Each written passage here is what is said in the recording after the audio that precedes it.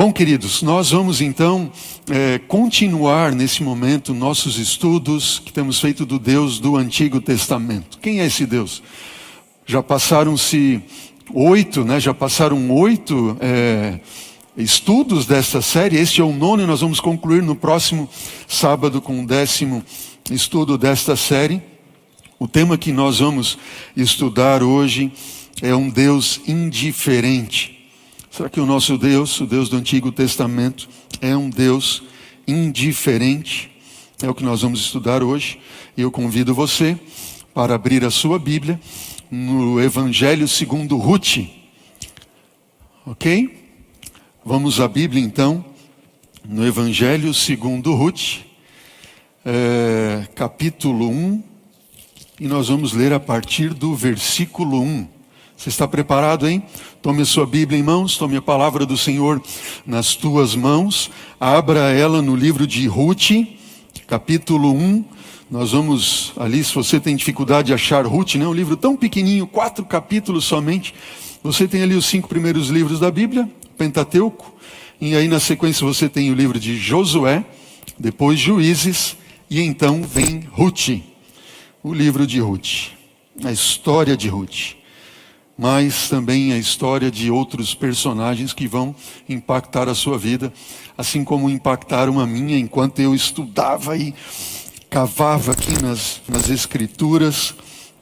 E nós não poderíamos deixar de estudar hoje sobre a história de Ruth, nessa série do Deus do Antigo Testamento, e vermos esse Deus maravilhoso que é o nosso Deus. Feche os seus olhos, vamos orar uma vez mais. Pai de amor, estou aqui com a palavra do Senhor aberta. Em seus lares estão teus filhos, tuas filhas, também com as Escrituras abertas nas suas mãos. Em nome de Jesus, Pai, eu te peço, Senhor, que ao lermos a tua palavra, ela venha, Senhor Deus, e toque o nosso coração, como sendo palavra diretamente vinda do Senhor. Aqueça, Senhor Deus, o nosso coração, transforma-nos, usa-me, Senhor, traga à minha memória tudo aquilo, Senhor, que o Senhor me revelou enquanto eu estudava esse tema junto ao teu lado, e que a bênção dos céus recaia sobre todos nós. Por Jesus, Senhor, uma vez mais te peço. Amém. Amém. Vamos lá? Ruth, capítulo 1, versículo 1. Diz o seguinte: nos dias em que julgavam os juízes, houve fome na terra, e um homem de Belém, de Judá, saiu a habitar na terra de Moabe, com a sua mulher e os seus 2 filhos. Dá uma pausa aqui. Interessante, quando nós abrimos o livro de Ruth, o primeiro versículo, ele abre dizendo o quê? Um homem da terra de Judá, de Belém, porque havia fome, e a fome estava acometendo ali os habitantes de Judá. Ele sai de Belém e vai então para a terra de Moabe. Ele, sua esposa, seus 2 filhos. E diz também que este era o tempo em que os juízes julgavam. Que tempo foi este em que os juízes julgavam? Veja, você que acompanha, está com o livro de Ruth aberto em mãos, você vai ver que o livro anterior ao de Ruth é o livro de Juízes. É um livro que fala da história de Ruth, de aqueles que estão envolvidos nessa história, que você vai conhecer agora nessa narrativa bíblica. E eles viveram no tempo dos juízes. Quem foram os juízes? Bom, os juízes foram libertadores que Deus ergueu quando o povo havia se distanciado do Senhor. E eles foram muito longe, infelizmente. Veja, nós temos ali a história de Deus libertando o seu povo do Egito, levando para Canaã. Eles circulam no deserto 40 anos por causa da sua incredulidade. Passam o Jordão, eles começam agora a conquistar a terra, conquistam ali Jericó, Ai e tudo mais. Depois Josué divide as tribos para cada uma conquistar o seu espaço na terra. E então eles infelizmente, após a morte de Josué, que foi um grande líder, à semelhança de Moisés, eles começam a se desviar, a se apartarem dos caminhos de Deus. E para vocês terem ideia, vejam ali no último capítulo do livro de Juízes, você que está com a Bíblia aberta em mãos, no último capítulo, no último versículo diz o quê?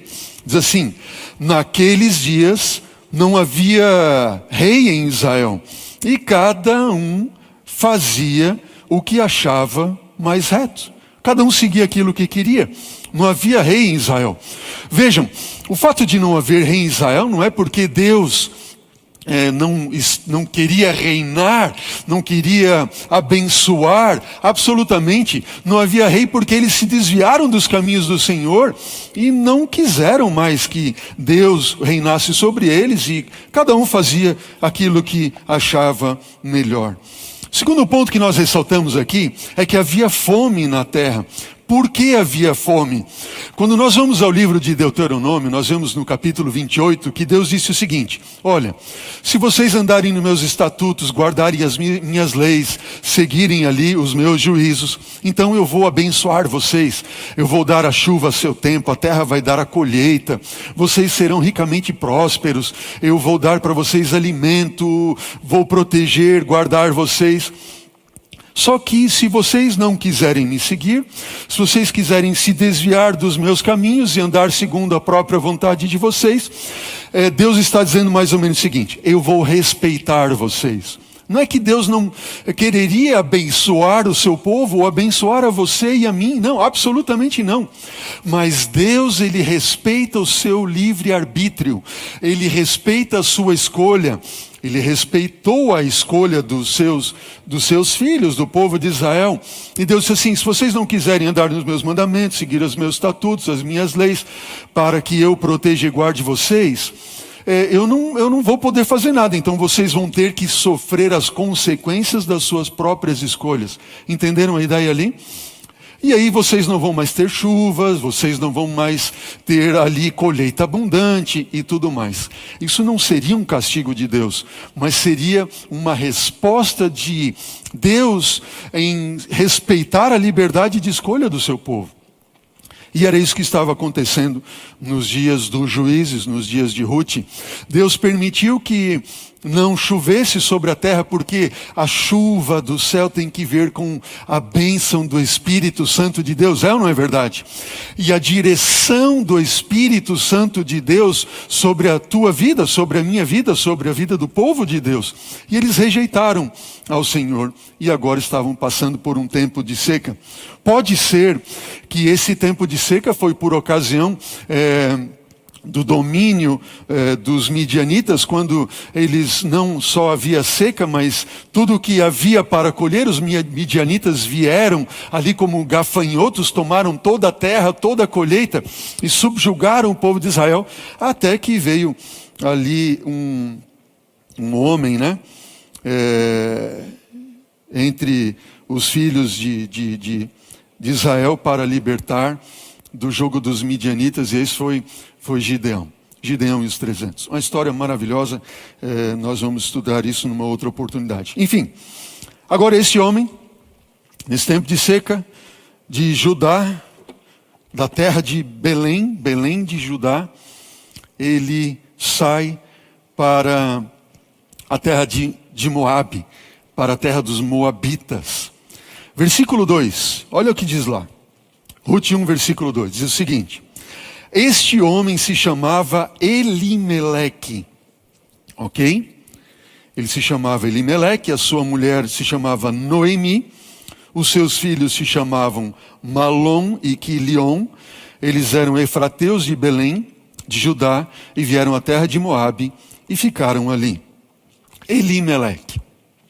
Possivelmente Elimeleque fosse um homem muito próspero, muito rico. Capítulo 1, versículo 21 do livro de Ruth, diz que Noemi diz o seguinte: eu saí de Belém, ok? Rica, cheia, essa expressão, e eu voltei vazia. Dá a entender que ele era um homem próspero, um homem rico, e ele saiu de Belém. Qual é o significado do nome Elimeleque? Elimelech. O Senhor ou Deus é o meu rei. Deus é o meu rei. Malaom e Quilion, seus filhos. Interessante que a Bíblia registra o nome deles, tanto de Elimeleque, quanto da sua esposa Noemi, quanto dos seus filhos Malaom e Quilion, porque há um motivo por trás disso. Imaginem o seguinte, a cidade em que eles habitavam era Belém, ok? Belém significa Bethlehem, Bet, casa, Lehem, pão. Casa do pão. Belém, a casa do pão, é de lá que viria o verdadeiro pão do céu para abençoar todo mundo, Cristo Jesus, descendente de Davi, não é verdade? Agora, ele, cujo nome significa Deus é o meu rei, ele sai da casa do pão, deixa de ter Deus como seu rei e vai à terra de Moabe. Nós podemos até pensar o seguinte, bom, ele foi à terra dos Moabitas porque havia seca, mas essa era a vontade de Deus. Será que Elimeleque não estava virando as costas para Deus e deixando de fazer a vontade de Deus? Será que ele consultou sequer a Deus, se esta era a vontade de Deus para com a vida dele? Pense comigo o seguinte, quando nós vemos os nomes dos seus filhos Malaom e Quilion, esses eram nomes comuns cananitas, ok? Eram nomes comuns dos cananitas. Ou seja, Elimeleque, que recebe um nome, Deus é o meu rei, dá aos seus filhos nomes comuns dos cananeus. Isso não é alguma coisa assim que nos leva a um insight de que ele não era um homem que temia Deus e fazia talvez as coisas conforme o seu coração indicava? O que você acha? Pois é assim que viviam os juízes, não é verdade? Veja ali capítulo 21, versículo 25, que nós lemos, disse o quê? Naqueles dias não havia rei em Israel, cada um fazia conforme achava mais reto. Elimeleque talvez, certamente, não era diferente destes. Veja, ele vai para a terra dos Moabitas. Quem são os Moabitas? Bom, os Moabitas são descendentes de Ló, de uma relação incestuosa de Ló com suas filhas. Dos Moabitas ali, Balaque, que era o rei dos Moabitas, conforme nós encontramos em Números capítulo 25, ele tenta vencer o povo de Israel pela maldição que ele gostaria que Balaão profetizasse sobre o povo. Não conseguiu. Ele pensa, será que eu vou vencer o povo de Israel através da guerra? Ele pensa, também não.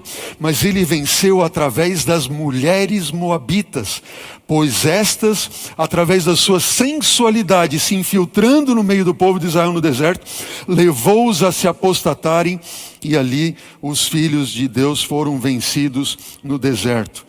Veja, dos Moabitas nós temos o deus Quemosh, ou Quemosh.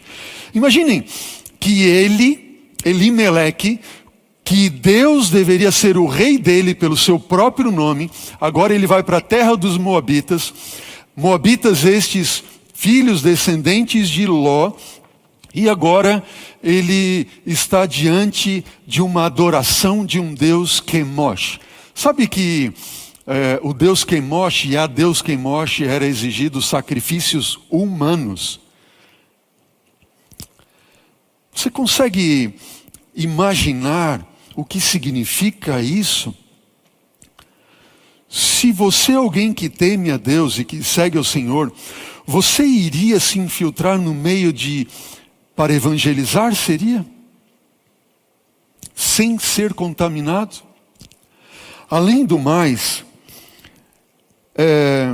a palavra do Senhor diz no livro de Deuteronômio, capítulo 23, versículo 1 a 8, que por causa do mal que os moabitas infligiram sobre o povo de Israel, todos os moabitas e toda a sua descendência para sempre deveria ser excluída de adorar perante o Senhor no templo. Você consegue imaginar um negócio desse? Agora, uma geração e um povo amaldiçoado por Deus, Elimeleque simplesmente vai, agora se infiltra no meio deles, diante de um Deus que requeria sacrifícios humanos e assim por diante. Existe um achado arqueológico bastante interessante, que é a Pedra Moabita. É um dos grandes, talvez dentre os maiores achados arqueológicos que existem ali. essa pedra moabita, você pode ver aí na sua tela, ela está no Museu do Louvre, na França, e ela fala sobre Mexa, um rei de Moabe, e esse rei Mexa registra nessa pedra a conquista de Moabe por Onri. Onri, quem foi Onri? Onri foi o pai de Acabe, rei de Israel. E quando Acabe volta, então, Mexa volta-se contra Israel, depois de 40 anos de se tornar ali refém de Israel, e relata essa inscrição de que ele então teria vencido Israel através dessa guerra. Você também tem entre os juízes, falando dos moabitas, né? O rei Eglon, Yehud, que vai lá e liberta Israel do jugo moabita, enfiando-lhe uma espada no ventre de 50 centímetros. E esse rei, né, Eglon, ele era tão obeso que a espada, diz a Bíblia, entrou no seu ventre e ficou lá dentro, fechou lá dentro. Um punho e tudo, Ehud fez isso. Para sempre excluídos da Assembleia do Senhor, estes eram ali os moabitas. E você pode pensar o seguinte: mas pastor, eles foram para lá porque havia fome. É ou não é verdade? Sim, de fato. Mas então você pode pensar, pastor, que eles foram para lá enquanto havia fome, porque senão eles morreriam, ou passariam fomes, necessidades e tudo mais. Você acha que seria essa uma boa desculpa? Até mesmo a Bíblia diz que eles ficaram ali. Talvez você esteja pensando assim: não, pastor, o negócio é o seguinte, ele foi para lá, mas não era o desejo de Elimeleque ficar lá para sempre, só enquanto tivesse a fome. Será que eu falo para alguém nesta hora que também está arranjando motivos para justificar suas escolhas e não seguir a vontade de Deus na sua vida? Não, pastor, eu vou trabalhar no sábado, é só por um mês, porque eu não tenho condições. Não, pastor, eu vou fazer isso, aquilo, outro, só por um tempo. É só um momento, é só um período. Não tem problema. Notem bem, queridos, o que eu vou dizer para você em nome de Jesus. Ninguém se coloca deliberadamente à mercê do inimigo sem sofrer duras consequências. Entendeu bem? Ninguém se coloca à mercê, deliberadamente à mercê do inimigo sem sofrer duras consequências. Quais foram as consequências desta escolha de Elimeleque? Ele consultou a Deus? Não, nós não vemos que ele tenha consultado a Deus. As consequências foram tão terríveis. Vejam o que diz o versículo 3, 4 e 5 de Rute capítulo 1, diz o seguinte: morreu Elimeleque, marido de Noemi, e ficou ela com seus 2 filhos, os quais casaram com mulheres moabitas. Era o nome de uma órfã e o nome de outra Rute, e ficaram ali. Quanto tempo? Quase 10 anos. E o que aconteceu mais? Bom, o que aconteceu mais é que morreram também ambos, Malaom e Quilion, ficando assim a mulher desamparada dos seus filhos e também do seu esposo. Pergunto para você: você acha que essa seria a vontade de Deus? Que ele fosse para aquela terra, morresse, seus filhos casassem com moabitas?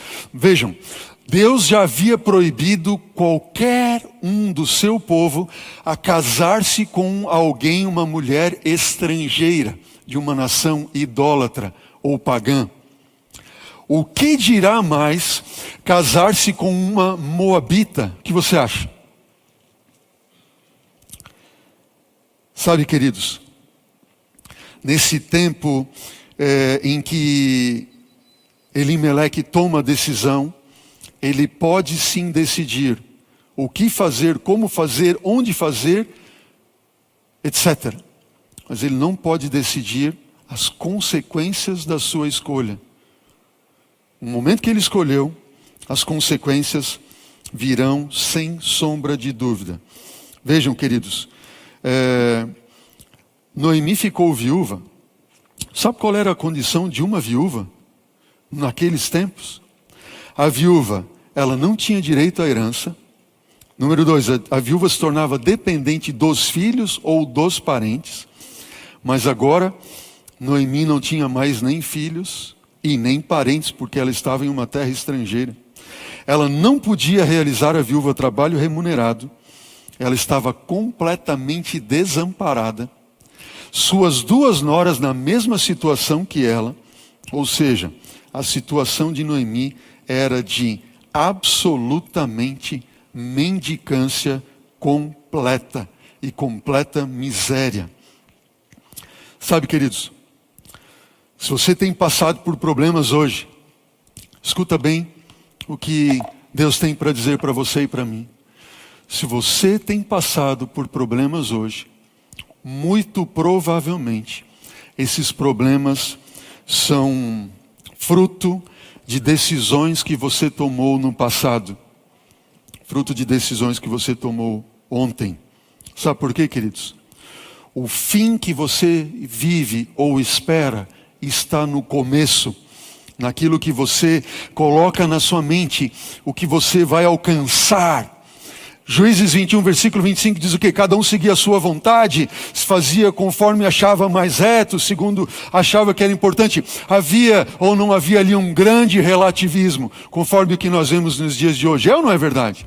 Não é bem assim, não é bem assado, não é tão assim, não tem problema.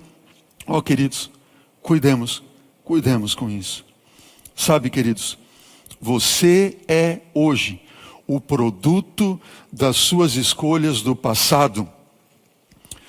E muitas vezes nós colocamos então sobre Deus a responsabilidade das nossas próprias escolhas.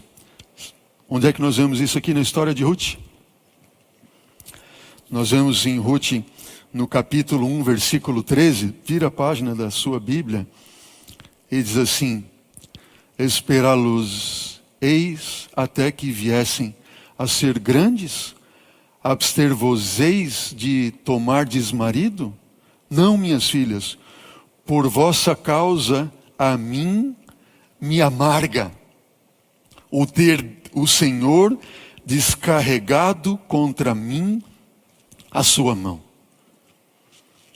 Triste, não é verdade? Será que Deus está falando ao coração de alguém nesta hora que também tem olhado para os céus e amaldiçoado a Deus, como se Deus tivesse descarregado sobre você a sua mão, pesado contra você a sua mão?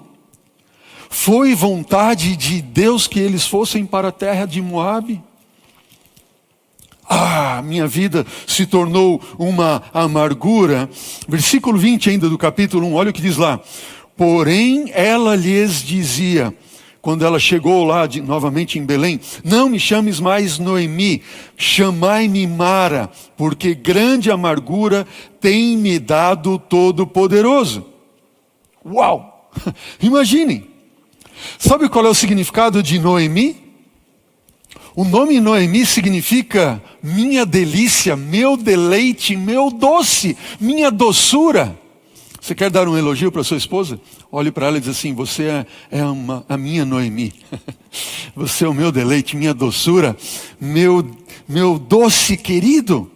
Agora Noemi, ela diz assim: o Senhor me encheu de amargura. Não me chamem mais de Noemi, de doçura, de deleite. Me chamem de Mara. Sabe o que quer dizer Mara?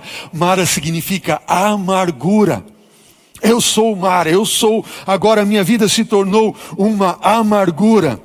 Agora interessante, veja o que diz o versículo 22, ainda do capítulo 1 de Ruth, diz assim: assim voltou quem? Noemi da terra de Moabe. Ei, olha para mim. Você pode colocar sobre você o que você quiser.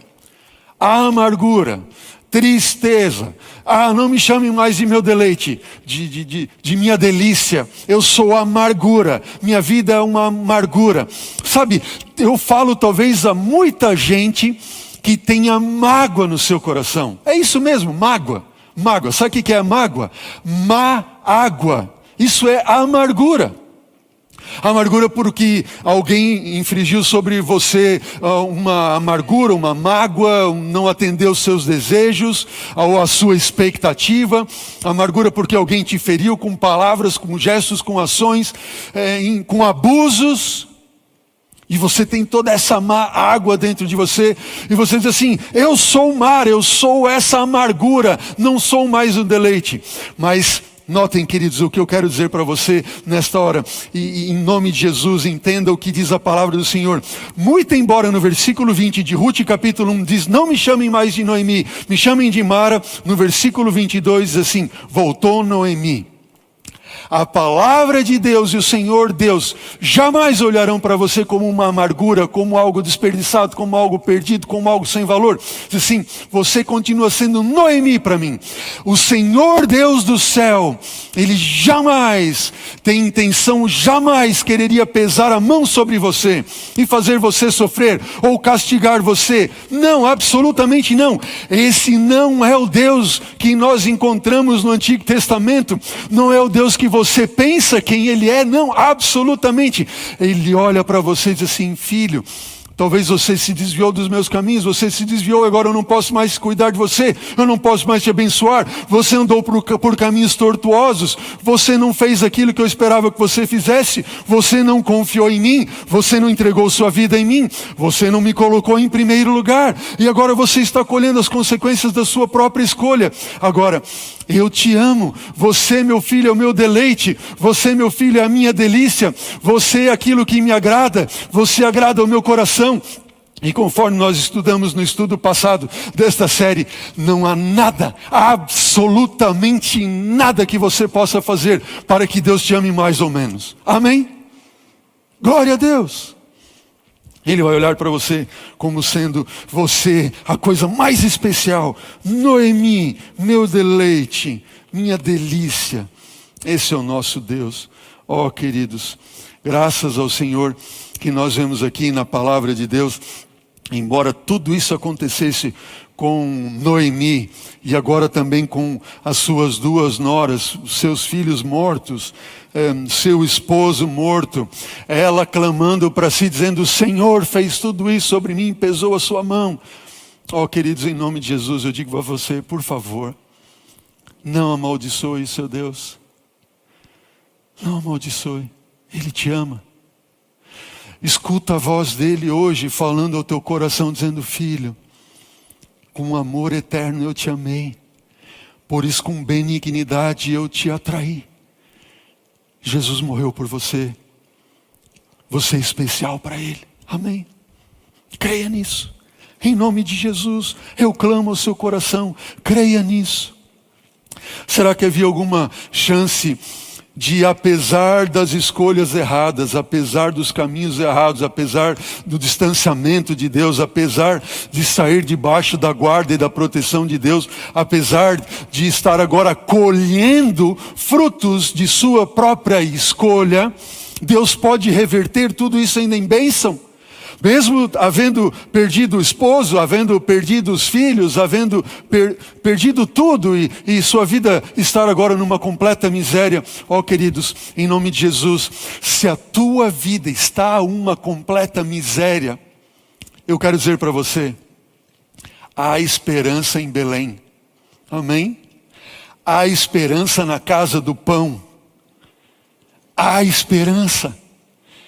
E por mais miserável que esteja a sua vida, de Belém pode vir ricas bênçãos, abundantes bênçãos, que você vai, louvado seja o Senhor. A única coisa que você precisa é crer, é crer. A própria Noemi, quando viu que tudo isso aconteceu, perdeu o esposo, os filhos, agora as noras estão ali. Veja o que diz. Noemi, ela começa agora a voltar para o plano original de Deus para a sua vida. Qual era o plano original de Deus para a sua vida? Versículo 6 agora do capítulo 1 de Ruth. Diz assim, acompanhe comigo. Ruth 1, versículo 6. Diz assim, então se dispôs ela com as suas 2 noras e voltou da terra de Moabe, porquanto nesta ouviu que o Senhor se lembrara do seu povo, dando-lhe pão. Interessante. Noemi agora, ela pega as suas 2 noras. Eu ouvi falar que agora tem pão de novo lá. E vamos voltar para lá. Interessante que ela saiu cheia. Veja, nós lemos ali em Ruth capítulo 1, versículo 21. Acompanhe comigo. Diz assim, ditosa eu parti. Aqui a palavra ditosa, se nós fôssemos traduzir literalmente, seria cheia eu parti. Porém o Senhor me fez voltar, pobre, de novo ali. O Senhor me fez. Não era essa a vontade de Deus. O Senhor me fez voltar vazia. Não. Ela saiu cheia, voltou vazia, mas poderia Deus tornar isso tudo novamente em bênção, encher ela de bênçãos novamente. Vejam, o Senhor se lembrou do seu povo. Deus não é que Deus, num lapso ali, lembrou, não. É porque o povo se lembrou de Deus e Deus agiu.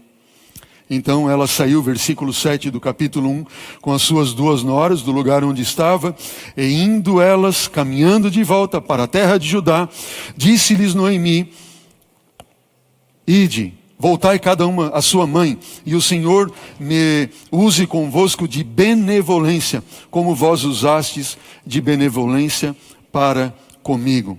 Versículo 9, o Senhor vos dê que sejais felizes, que vocês encontrem segurança, cada uma em casa de seu marido. E beijou-as, e elas, porém, choraram em alta voz. E versículo 10 e 11 conclui dizendo, e disseram elas, não, iremos contigo, vamos ao teu povo, nós estamos dispostas a deixar tudo. Porém Noemi disse, voltai minhas filhas, por que ireis comigo? Eu tenho ainda no ventre filhos para que sejam a vocês como maridos? Por que Noemi estava falando isso? Sabe, queridos, Noemi sabia muito bem o que era viver em terra estrangeira. É ou não é verdade? Ela estava em terra estrangeira, sem esposo, sem esperança, mendicando, em completa desgraça a sua vida. Agora, ela estava a voltar para a sua terra, as noras estavam indo junto com ela, e de repente ela pensou assim, não posso deixá-las virem comigo. Para elas sofrerem o que eu sofri aqui, elas vão estar em terra estranha, elas não vão ter marido, elas não vão ter suporte, elas vão sofrer. Por favor, voltem para a casa dos pais de vocês. Voltem. Eu lembro que quando eu fui fazer o curso de teologia em São Paulo, eu sempre fui apegado à minha casa, né? A minha mãe e meu pai devem estar assim, meus irmãos também, alguns que me conheceram, mas assim, eu era tão caseiro, inseguro de tudo. E eu lembro, eu casei com 20 anos, e com 28 anos, eu saí para São Paulo para morar. Você vai, isso é normal. Muitos jovens hoje vão para o exterior, mas não era para mim. Eu era tímido, inseguro de tudo. E eu lembro que quando nós fomos lá, visitar lá no colégio, no NAS São Paulo, onde a gente ia morar, e eu perguntei várias vezes para minha esposa, é isso mesmo que você quer? É isso mesmo que você quer? Na verdade, não estava perguntando para ela, eu estava perguntando para mim mesmo. Será que eu vou ter coragem de deixar tudo? Quando você está num local estranho, em um país estranho, é como se você estivesse inseguro, não é assim?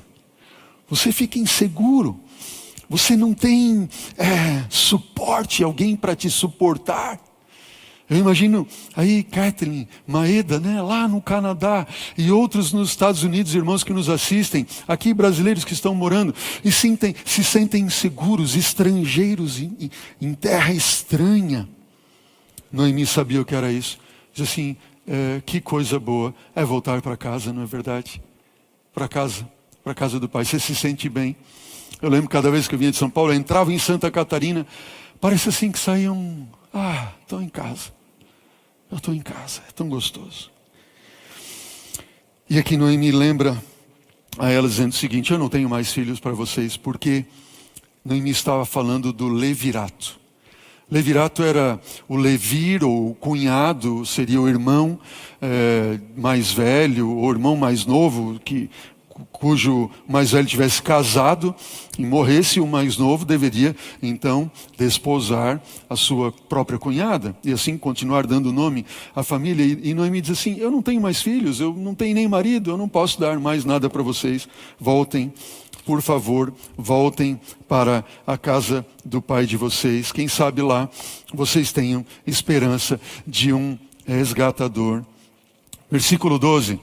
Ali, Ruth, capítulo 1, versículo 12, diz assim, tornai vós, filhas minhas, ide-vos embora, porque eu já sou velha demais para ter marido, ainda quanto eu dissesse, tenho esperança, ou ainda que esta noite eu tivesse marido e houvesse filhos, vocês esperariam até que eles viessem a ser grandes?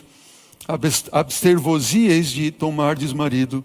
Não, filhas minhas, por vossa causa a mim me amarga o Senhor ter descarregado contra mim a sua mão. Então, versículo 14 diz o quê? Então, olha que lindo isso. De novo choraram em voz alta Orfa, com um beijo se despediu de sua sogra, porém Ruth se apegou a ela. Disse Noemi, eis que tua cunhada voltou ao seu povo e aos seus deuses. Também tu volta após a tua cunhada. Sabe? Interessante que nós vemos aqui, de certa forma, Noemi com a sua fé a vacilar. Ela queria fazer o que era o correto. Ela estava andando em direção ao próprio Deus. Mas ela poderia dizer às suas noras, não venham comigo. Deus vai nos proteger, Deus vai nos guardar. Vamos voltar para a casa do pão, para Belém, Bethlehem. Lá o Senhor há de nos suster. Não, ela disse, voltem, não fiquem comigo. Ela demonstra falta de fé, de confiança no seu próprio Deus, mas ainda assim ela estava querendo fazer e caminhando em direção a Deus. Querido, se eu falo para alguém nessa hora que tem caminhado longe dos caminhos do Senhor, tem estado distante dele, da sua igreja, do seu povo, e você está agora aqui assistindo essa mensagem, é porque Deus está clamando ao seu coração e dizendo, filho, continua nesse caminho. Embora você tenha sua fé a vacilar, eu estou contigo, eu vou te dar vitória. Com Noemi não foi diferente. Ela passou por momentos de fraqueza. Volte aos seus deuses. Assim fez. Agora olha o que diz o versículo 16, ainda do capítulo 1. Disse, porém, Ruth, não me instes para que eu te deixe, e não me obrigue a não te seguir, porque aonde quer que fores, irei eu. Onde quer que pousares, ali pousarei eu. O teu povo é o meu povo. O teu Deus é o meu Deus. Onde quer que morreres, morrerei eu aí e ali serei sepultada. Faça-me o Senhor o que bem lhe aprouver, se outra coisa que não seja a morte me separar de ti. Versículo 18, vendo pois Noemi que ela estava de todo ali resolvida a acompanhá-la, deixou de insistir com ela. Sabe, queridos, às vezes eu fico pensando, ao estudar essa narrativa bíblica, esse relato bíblico tão maravilhoso, Noemi que deveria dar o exemplo para Ruth, e certamente em muitos momentos ela deu exemplo para Ruth, lógico, porque senão Ruth não teria se apegado a esse Deus de Noemi. Mas mesmo no momento fraco de Noemi, Ruth agora é quem encorajou ela. Você consegue imaginar e entender isso? A fé de uma moabita era agora maior do que a fé da israelita. E ela então, Ruth, fortalece a sua sogra Noemi. Diz assim: eu vou contigo, o teu Deus é o meu Deus. Onde você for eu irei, onde você pousar eu pousarei, onde você morrer eu morrerei. E me veio à mente alguém que está distante dos caminhos de Deus, que se casou com um esposo ou uma esposa que não são tementes a Deus, e talvez que nem souberam ou sabiam que você era crente ao você se casar, porque você estava longe dos caminhos de Deus. Mas agora esta pessoa está encorajando você a voltar aos caminhos do Senhor, ao conhecer e ouvir falar do seu Deus, assim como quando Ruth conheceu e ouviu falar do Deus de Noemi. Aproveite, agarre-se a essa pessoa que mesmo aparentemente incrédula é aquela que vai fortalecer a tua fé, assim como Ruth fortaleceu a fé de Noemi em tempos tão difíceis. Vejam, versículo 22 agora de Ruth capítulo 1. E elas voltaram então, assim voltou Noemi da terra de Moabe, com Ruth sua nora, a moabita, e chegaram a Belém no princípio da cega da cevada. Chegaram a Belém, chegaram à terra do pão. Era o início da colheita. Agora os ceifeiros iriam começar a colher. E nós vemos então que quando nós buscamos a graça de Deus, buscamos o perdão de Deus, buscamos reconciliação de Deus, Deus há de nos responder e suprir tudo aquilo que nós buscarmos dele. Graça buscada é graça alcançada. Noemi estava buscando a graça, Ruth encorajando Noemi, buscando a graça juntamente com ela. Achariam, encontrariam ela a graça, a libertação. Vejam, eles estavam no tempo da colheita. E agora, capítulo 2, versículo 1 de Ruth diz: tinha Noemi um parente de seu marido, senhor de muitos bens, da família de Elimeleque, o qual se chamava Boaz. Aqui nós vemos, que quem está escrevendo está dizendo assim: Noemi tinha um parente de seu marido, ele tinha muitos bens, era muito rico, e o nome dele era Boaz. Veja, versículo 2 agora. Ruth a moabita disse a Noemi: deixa-me ir ao campo e apanharei espigas atrás daquele que me favorecer. E ela lhe disse: vai, filha minha, vai. Versículo 3. E ela chegou então ao campo e apanhava após os segadores. E olha o que diz a sua Bíblia. Diz: por casualidade, por acaso, ela entrou na parte que pertencia ao campo de Boaz, o qual era da família de Elimeleque. Preste atenção nisso. Muito embora o escritor dessa história, o autor do livro de Ruth, ele começa a dizer assim: tinha Noemi um parente, seu marido, tarará, Boaz era o nome dele, ele era parente de Elimeleque, ele abriu com isso. Dá a entender assim como se Ruth, não é verdade, a princípio, como se Ruth tivesse saído agora para fazer a colheita e tudo mais ali, e ela então foi intencionalmente buscar Boaz, que era um parente de Elimeleque. Só que a Bíblia diz claramente, para que nenhum de nós tenhamos dúvida, que isso aconteceu por casualidade. Ela chegou no campo lá de Elimeleque por casualidade. O que ela estava fazendo lá? O que ela foi buscar lá? Veja, o livro de Levítico, capítulo 19, versículo 9 e 10 diz o seguinte: quando também cegares a messe da sua terra, ou seja, assim, quando vocês forem fazer a colheita da terra, o canto do teu campo não cegarás. Estou lendo Levíticos, ok? Levíticos 19, versículo 9 e 10. O canto da sua terra não cegarás totalmente. Nem as espigas caídas colherás da sua messe. Não rebuscarás a tua vinha, nem colherás os bagos caídos da tua vinha. Deixá-los-ás ao pobre, ao estrangeiro. Eu sou o Senhor vosso Deus. O que Ruth foi fazer aqui? Ela foi justamente fazer isso. ela foi agora nos campos, e Deus havia determinado: o que ficar nos campos do campo não colham, deixam para os pobres. Se cair alguma coisa que vocês estiverem colhendo, não vão lá para recolher, deixem para os pobres, deixem para os estrangeiros. E assim foi que ela fez. E por casualidade, ela entrou no campo de Boaz. Pergunta a você: você acha mesmo que foi casualidade ou foi providência? Havia Ruth orado, buscado o Deus de Israel, sim ou não? Noemi estava orando e buscando ao Deus de Israel, sim ou não? Logicamente sim. E Deus começa a responder-lhes as orações. Amém? Não há casualidade. Se você que está me assistindo agora, nesse momento, acompanhando essa mensagem, eu tenho certeza absoluta que não há casualidade. Eu falo para você, Paulo. Eu falo para você, Marta. Não é casualidade, Marta, que você entrou aqui agora e está assistindo essa mensagem.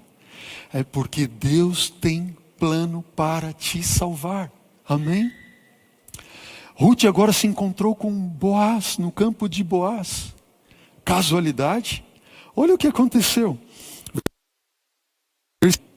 Diz assim: eis que Boaz veio de Belém, da casa do pão, certo?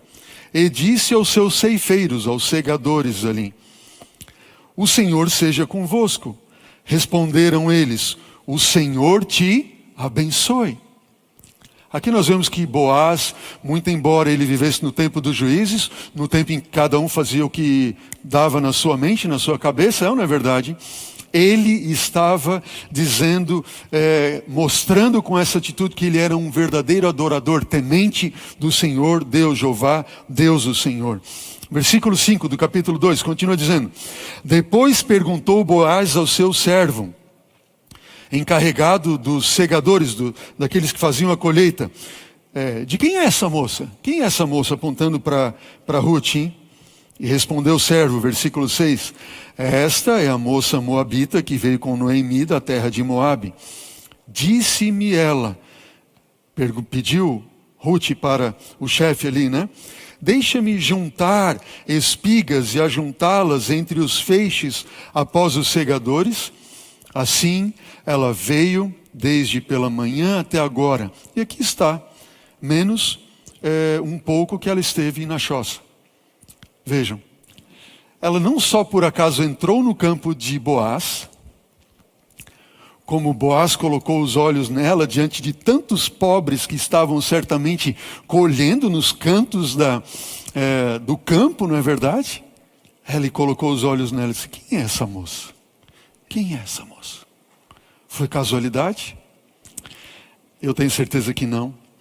Assim como eu tenho certeza também que não foi casualidade que um dia eu estava num almoço de, feijoada vegetariana dos desbravadores, lá na minha cidade, com a igreja lá reunida, e a gente está ali com os amigos, e eu tímido que só vendo, mas tímido, e a gente está ali brincando numa mesa de sinuca com a juventude da igreja, e de repente chegou uma moça ali.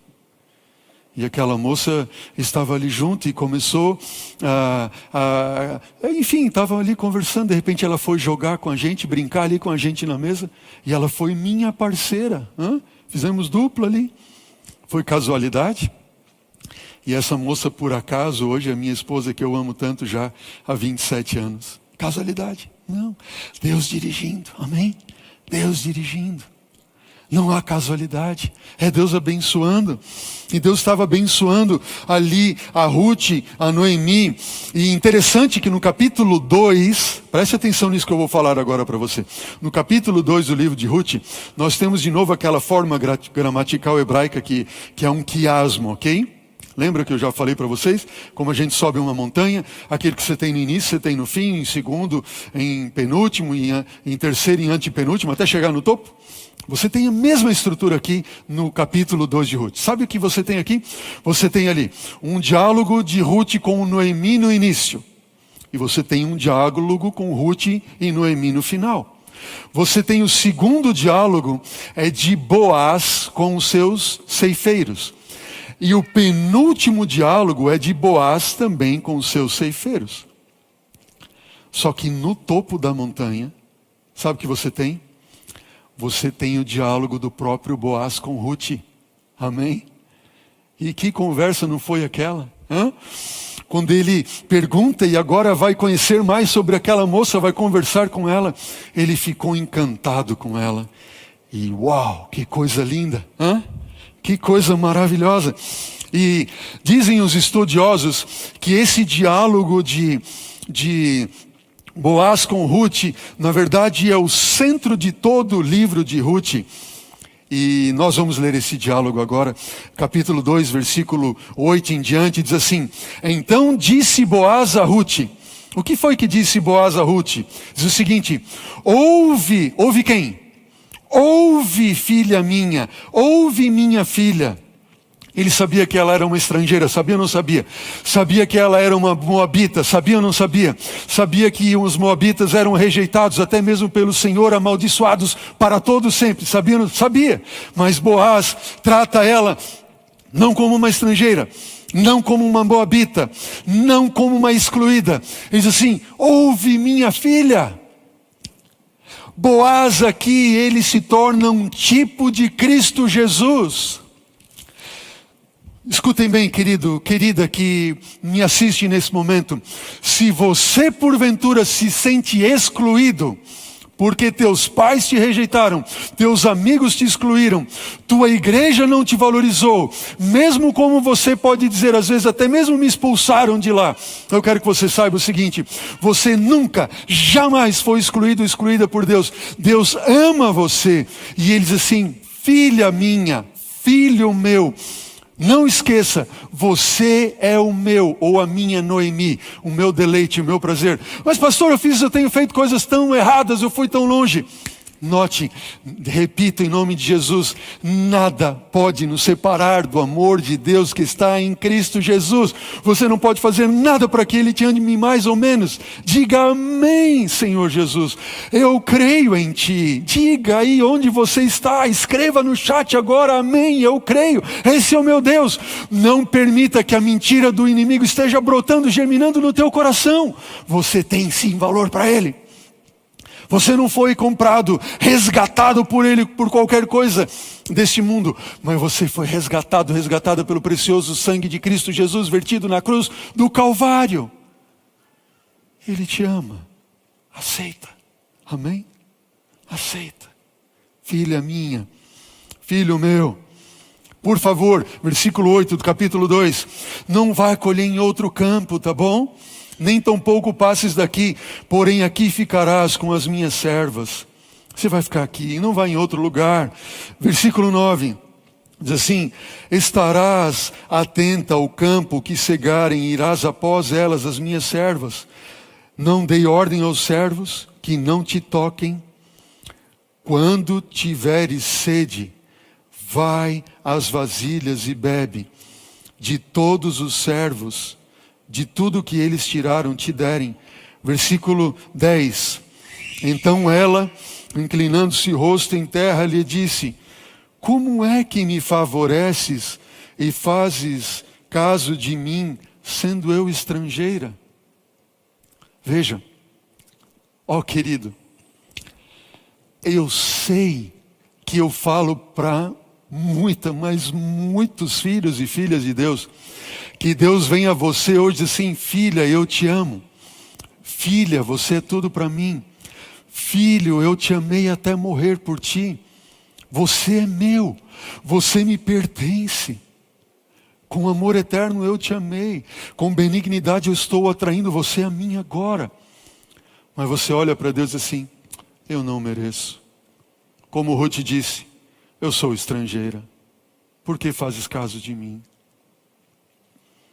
Ó querido, ó querida, se você tão somente aceitar esse amor de Deus por você, Ele vai poder fazer por você infinitamente mais do que você pediu ou pensou. Veja, você pode olhar a história de Noemi, uma história de um esposo que virou as costas para Deus e cuja esposa sofreu filhos, noras, todos sofrendo as consequências de uma escolha errada. Mas se houver hoje no teu coração um lampejo de vontade de voltar-se ao Senhor, aceite, Ele está sempre ao teu lado para te resgatar e te dar infinitamente mais do que tudo que você pediu, pensou, e muito mais do que tudo o que você jogou fora ou perdeu por suas escolhas erradas. Esse é o nosso Deus. Versículo 11. Respondeu-lhe Boaz e lhe disse: bem me contaram tudo o que fizeste à tua sogra. Vejam, ele foi atrás, ele queria saber quem é essa moça, de onde ela vem. Me contaram tudo o que fizeste à tua sogra, depois da morte do teu marido, e como deixaste o teu pai, deixaste a tua mãe, e a terra onde nasceste viesse para um povo que antes você não conhecia. Versículo 12. O Senhor Deus, Jeová Deus o Senhor, retribua o teu feito, e seja cumprida a tua recompensa do Senhor, Deus de Israel, sob cujas asas vieste buscar refúgio. Filho, filha de Deus, se você está hoje buscando refúgio debaixo das asas de Deus, Ele vai te dar refúgio.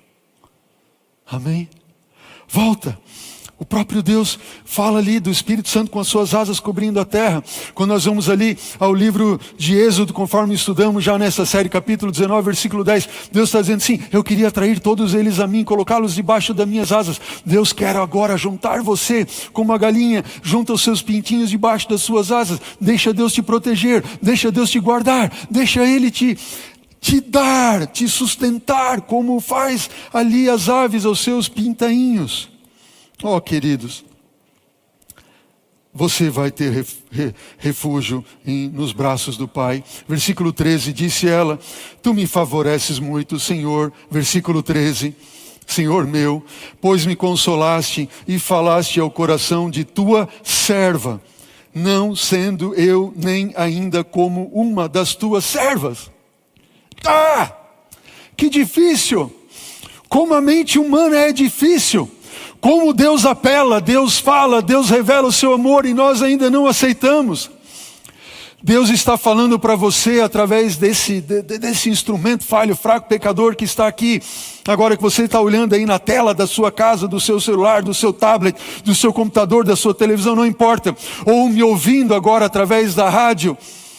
Você é especial para Deus. Você olha para ele e diz: não sou. E Deus assim: eu amo você. Eu diz: não sou. Você é meu filho. Não, eu sou um estrangeiro, eu não valho nada. Você é especial para mim. Não, eu sou só o servo. Ruth ainda tem dificuldades, porque nós somos assim tão teimosos para aceitar o amor que Deus tem por nós. Eu acho que eu sei. Eu acho que eu sei por quê. Porque você e eu, nós estamos acostumados a receber coisas boas quando nós fizemos por merecer. É ou não é assim? Concorda comigo, não? Daí a gente não faz nada de bom. A gente faz tudo errado. A gente pecou, a gente se desviou de Deus, a vida tortuosa, uma desgraça. E Deus assim: deixa eu cuidar de você, volta para mim.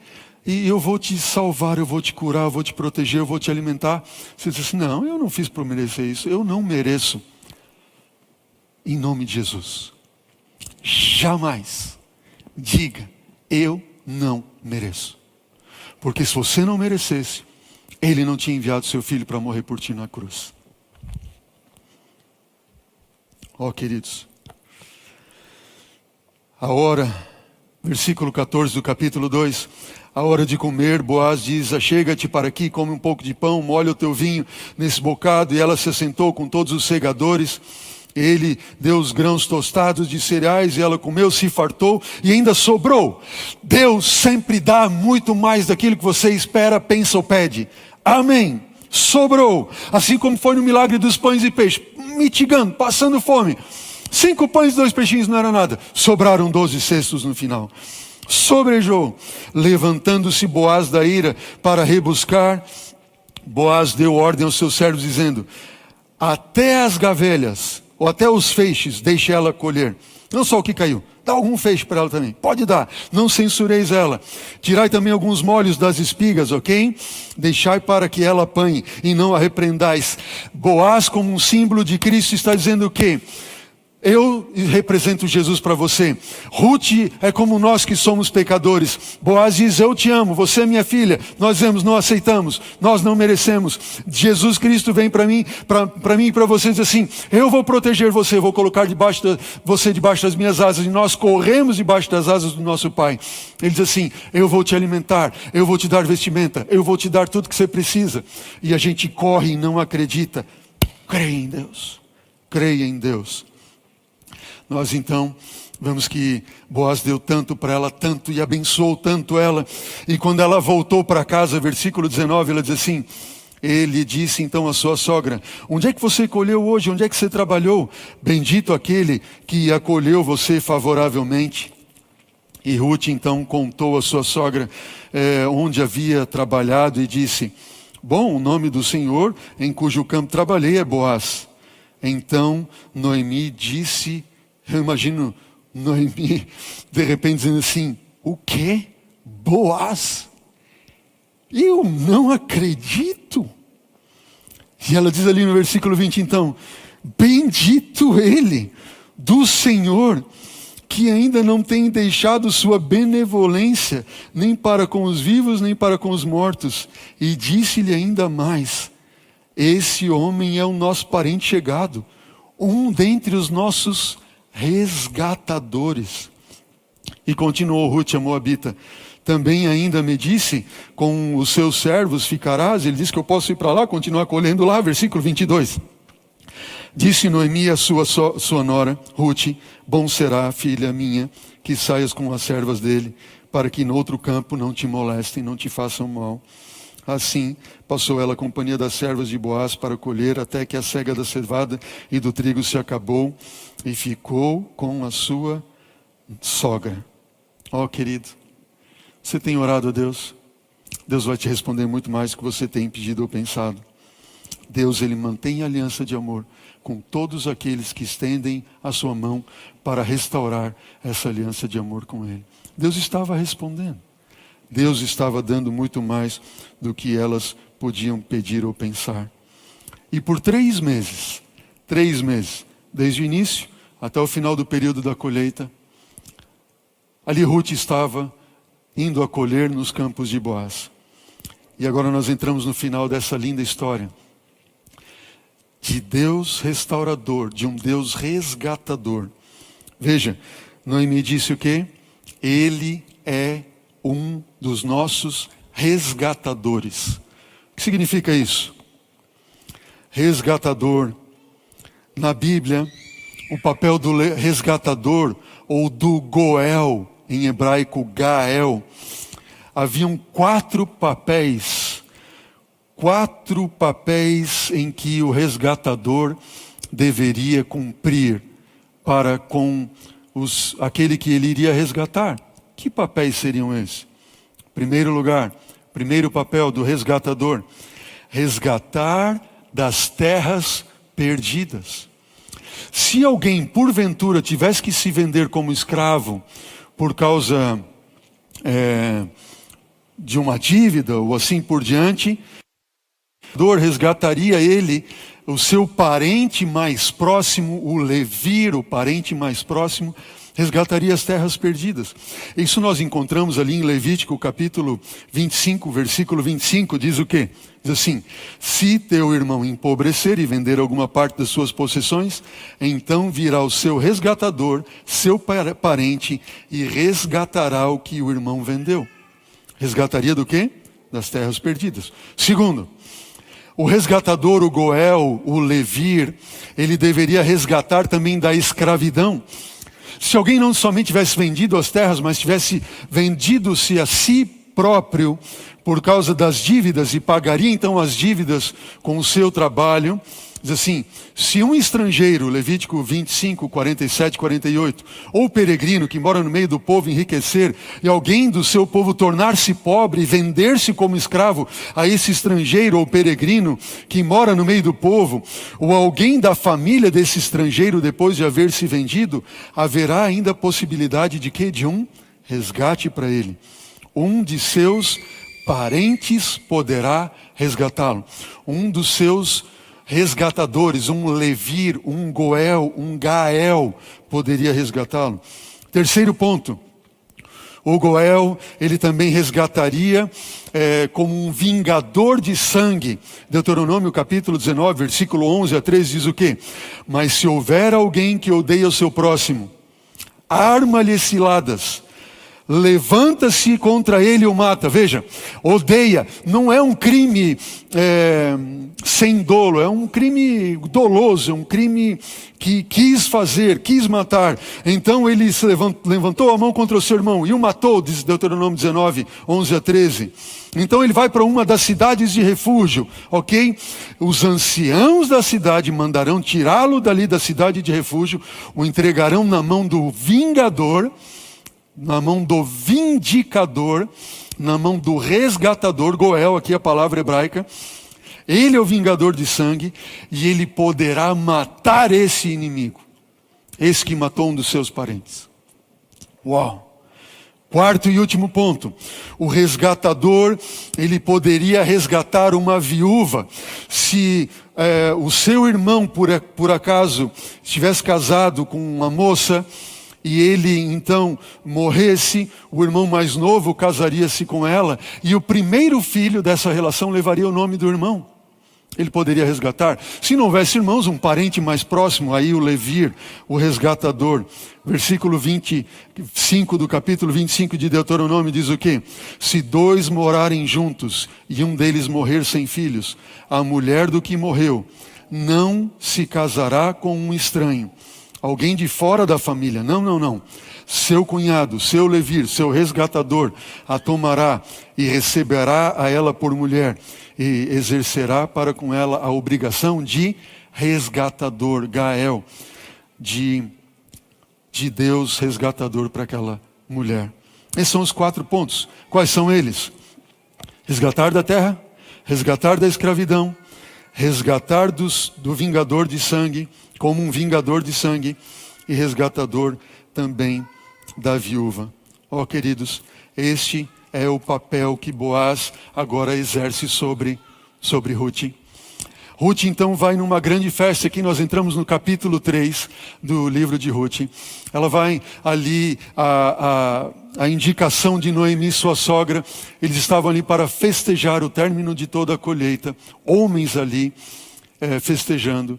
E Noemi diz assim: Ruth, vai lá, coloca um vestido bonito, melhor que você tem, se perfuma bem bonita ali. E depois que eles se alegrarem, festarem e deitarem, então você vai se aconchegar a Boaz. E você então vai ficar ali encolhidinha, você não vai falar nada. E vai deixar ele se manifestar. E foi o que aconteceu.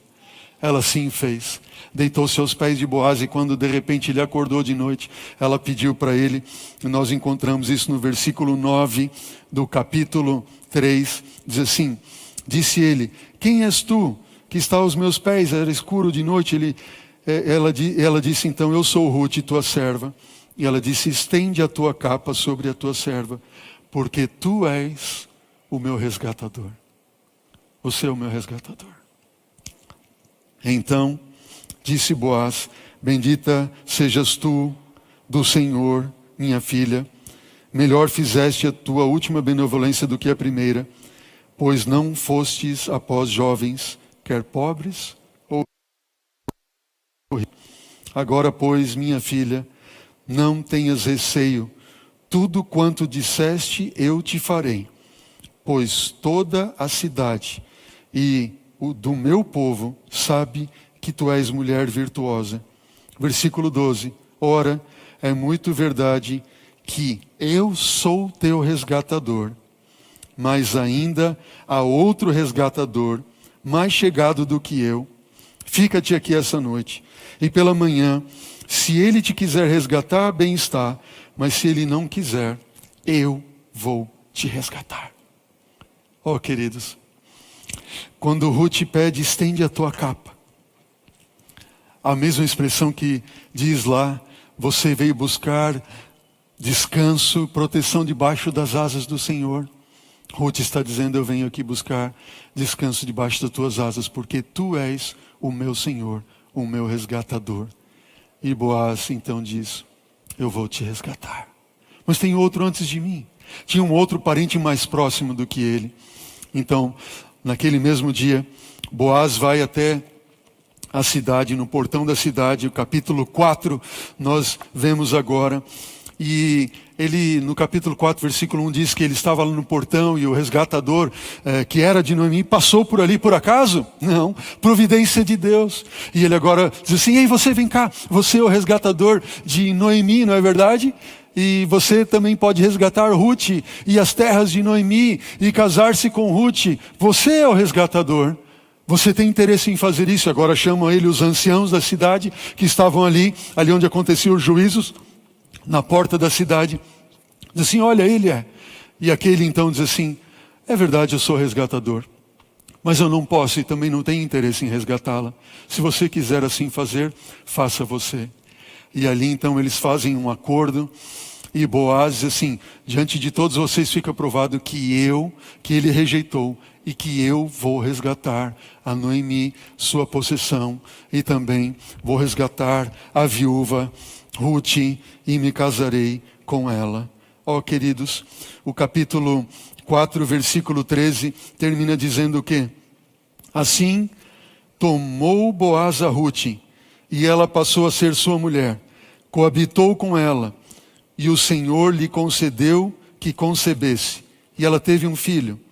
Então as mulheres disseram a Noemi, seja o Senhor bendito, que não deixou hoje de te dar um neto, que será o teu resgatador, e seja afamado em Israel o nome dele. Ele será restaurador da tua vida e consolador na tua velhice, pois tua nora, que te ama, te deu a luz, e ela te é melhor do que 7 filhos. Amém? Noemi tomou um menino e o pôs nas pernas, no colo, e passou a cuidar dele. As vizinhas lhe deram um nome, dizendo, a Noemi nasceu um filho. Eles chamaram Obed. Este é o pai de Jessé, que é pai de Davi. Ó, queridos, aqui nós encerramos a história do livro de Ruth. Boaz resgatando a Ruth, casando-se com ela. Uma moabita, rejeitada, amaldiçoada. Tem alguma coisa tão perdida que Deus não possa encontrar? Existe alguma coisa tão destruída que Deus não possa restaurar? Se eu falo para alguém que se sente e vê que a sua vida está completamente perdida, em nome de Jesus, Deus te encontrou. Entregue-se a Ele. Amém. Se eu falo para alguém nesta hora, cuja vida foi completamente destruída, e você se sentiu até amaldiçoado por Deus, não há nada tão destruído que Deus não possa restaurar. Assim Ele fez com Ruth e com Noemi. E Deus respondeu muito, mas muito mais do que sequer elas pediram ou pensaram. Como diz Efésios 4, versículo 30. Esse é o nosso Deus. Aceita Ele, te entrega a Ele, confia nele. E a última coisa que eu tenho a dizer para você é que assim como Ruth, você e eu somos pecadores, estamos perdidos e perdemos nossa herança, nossa terra. O Éden foi perdido, mas Ele, Cristo Jesus, é o nosso Goel, nosso resgatador. E na cruz do Calvário, com o seu sangue, Ele reconquistou o Éden perdido, a Nova Jerusalém, Para você, para mim, para todos nós, amém? Assim como Ruth, nós estávamos vendidos à escravidão, ao pecado, perdidos na miséria deste mundo de pecado. Mas através da sua graça, Cristo Jesus nos libertou da escravidão do pecado. Amém?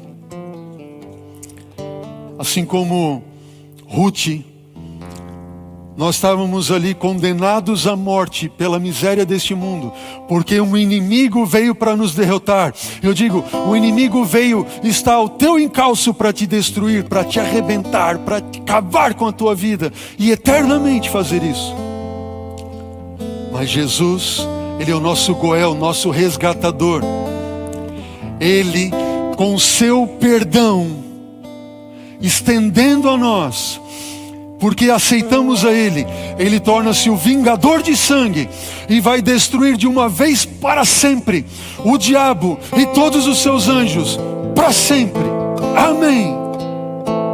E por último, assim como Ruth, estávamos como viúvas, estamos como viúvas perdidas no mundo mau, mas Ele é o esposo que casa, o noivo da igreja. Amém? E nós vamos participar das bodas do Cordeiro. Estaremos para sempre com o Senhor. Ó querido, isso tudo só é possível porque Ele te ama muito.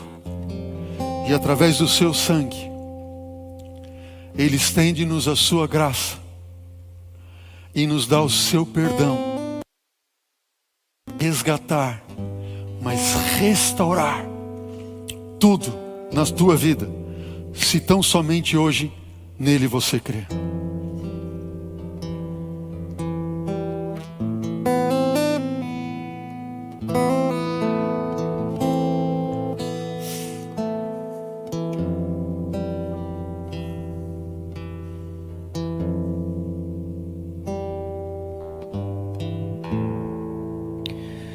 Quando eu lhe chamei e você se escondeu, pude ver o medo em seu coração e a vergonha do pecado que o fazia chorar, embargando a voz, tentando se explicar. Matei um cordeiro e uma roupa lhe fiz, pois sua condição imprópria se tornou. Não querendo ver um eterno sofrer, a morte foi a bênção que lhe dei. Chorei ao ver você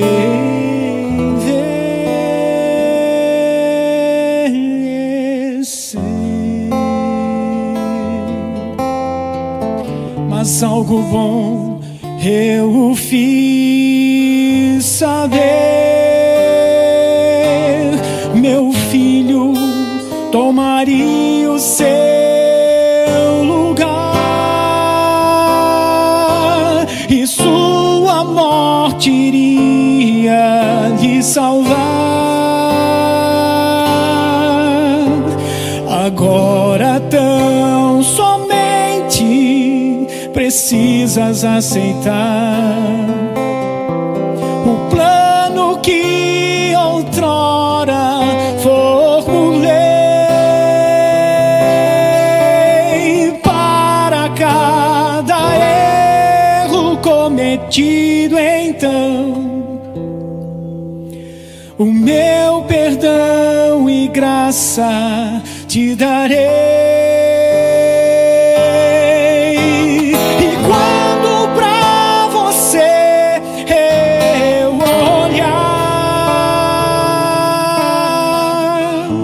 peles de cordeiro não mais verei, mas sim roupas brancas de justiça, que em sangue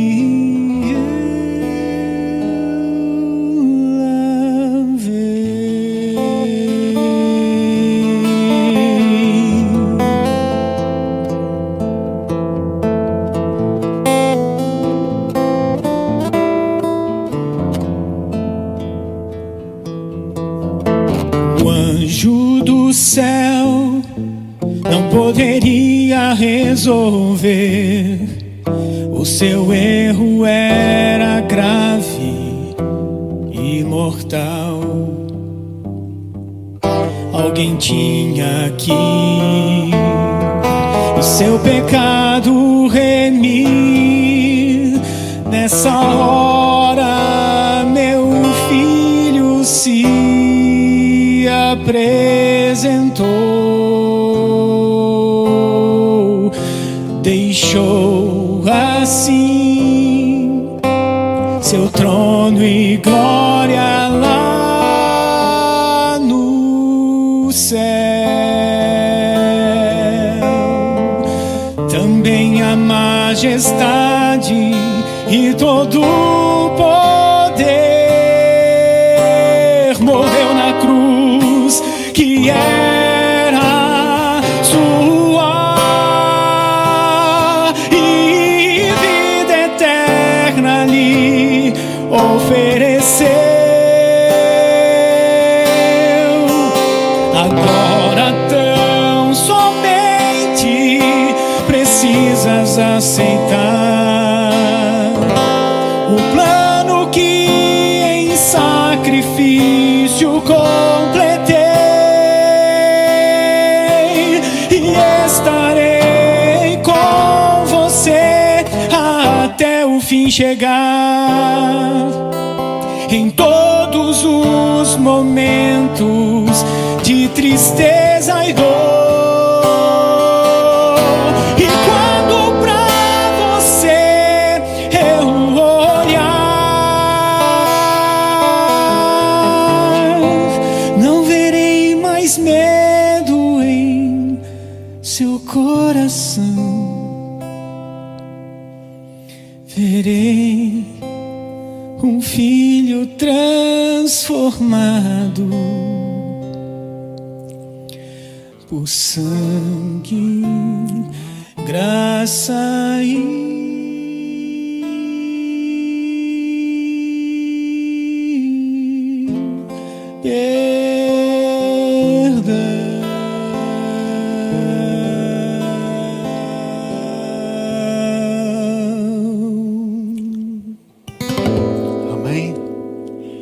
Ele é o teu resgatador, Ele é o teu remidor, Ele é o teu vindicador. Se você tão somente aceitar esse sangue, essa graça, esse perdão, toda essa bênção é sua. Amém? Toda essa bênção já é sua. E como Jó, nós podemos hoje exclamar: eu sei, eu sei, eu sei que o meu resgatador, o meu Goel, por fim se levantará sobre a terra. Os meus olhos verão a Deus e não outros. Em minha carne eu hei de vê-lo. De saudade se desfalece o coração dentro de mim. Eu aceito. Você aceita? Clique no chat, no link que está aparecendo na sua tela. Eu aceito. Tome a sua decisão em nome de Cristo Jesus. Ore comigo nesse momento. Bom Pai, louvado seja o teu nome, Senhor, por tudo que tu és para cada um de nós. Salva-nos, Senhor Deus, em nós mesmos, em nossa incredulidade, e faz-nos filhos teus eternamente pelo sangue de Jesus. É o que eu te peço, Pai, sobre a vida de todos os que nos acompanham, nos assistem, nos ouvem nesta hora. Em nome dele, amém, Senhor.